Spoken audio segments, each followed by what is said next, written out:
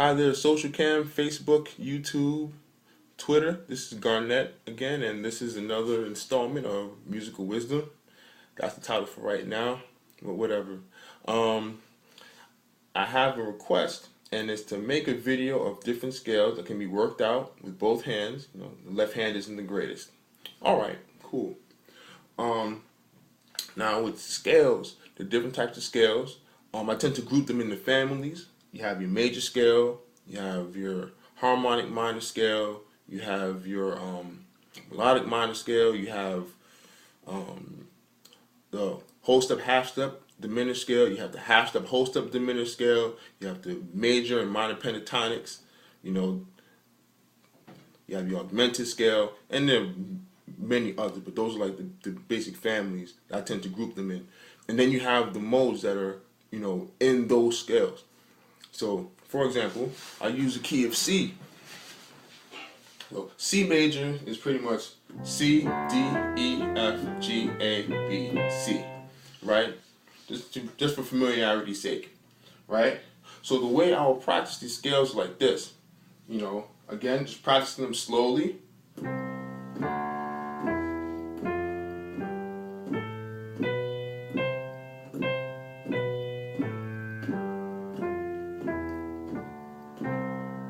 Alright? And then what I would do after that is I would just move up to the next scale tone. So I would go to the D. And when I go to the second scale degree, it's like I'm still using the same key signature for C. No sharps, no flats.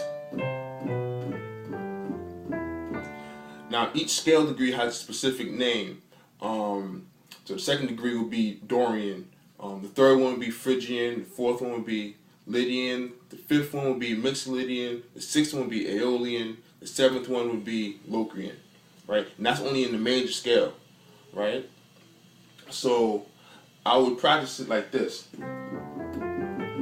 Right? That would be the first one. That would be Dorian. That would be Phrygian. That would be Lydian. Mixolydian, Aeolian, Locrian, back to the first one, which is Ionian.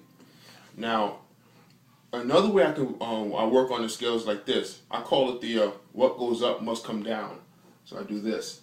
So go up one way, and then I go down the other way, up the other way, down another way, right? And I keep going like this until I get to the beginning again. Then I go down, right, so forth and so on. Another way that I practice scales is this. I take like a C, for example, and then I apply what mode could go with it. So, for example, I'm like, all right, I need to find C Lydian. So C Lydian. Lydian is based on the fourth scale degree. So pretty much, if C is the fourth scale degree, what key is that in? So I'm thinking, all right, it's actually the key of G major. So G, A, B, C. C being the fourth scale degree. So now what I do after that is I play the C Lydian scale, or mode I should say, which is C, D, E, F sharp, because you're in the key of G, G, A, B, C. Right? So I applied that to not only the major scales, but also minor, diminished, all that stuff. And what happens is, after you practice it for a while and put them in all 12 keys, you begin to develop like an ocean of notes that you can choose from. So you don't have to necessarily think, you're not necessarily going to think, okay, what's this and what's connected to that and whatever. It'll just kind of just all flow out. A book that I would suggest you can check out is actually this book here, which is the Keyboard Grimoire. Mine's kind of worn out, but it has all the different scales that I was telling you about. You have the major, and it has like the major right here. I don't know if you can see that. You have Dorian and Phrygian, so forth and so on. Now, when you're practicing these scales, you want to make sure you sound as musical as possible. You want to make music. You don't want it to be like a drill.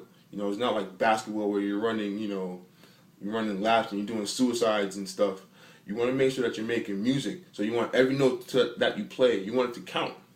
So, in practicing these scales, you practice them slowly and make sure that you're completely relaxed, right? Make sure your shoulders aren't, come up a little bit. Make sure your shoulders aren't like up like this. Make sure you're not like tense. The main thing is you gotta relax. Oops, sorry. That's better. Alright, so you want to make sure that you practice them slowly, right? Because when you play it fast, you don't want to tense up. You want to be able to just be free flowing. And I think that's about it.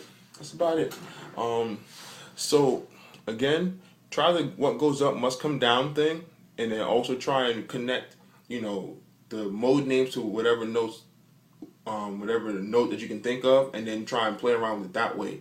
So you can, do the brain work, and then, everything else will just come out after that. And just practice it slowly, man, because you're aiming more for accuracy than speed. Because you don't want to be sloppy. You want to make sure what you're playing makes sense and sounds clean. And also, again, the name of that book is The Keyboard Grimoire. Really good book. Pretty much breaks down the formula of how to make your own scales and stuff. So I hope that's helpful.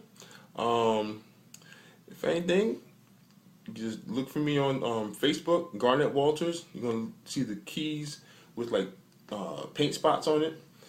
So check me out on Twitter at Geephlat, Geephlat, or check out my YouTube channel, Geephlat as well. If you have any questions, just feel free to ask them, and I'll do my best to answer them as best as I can. All right. One more thing. I actually read this in a book. I forgot the name of the book though. It says, practice on the days that you breathe. So pretty much try and put in your practice time every day. Even if it's in like 10, 15 minutes, as long as it's concentrated 10, 15 minutes, you'll be all right. Again, check me out on Twitter, Geephlat.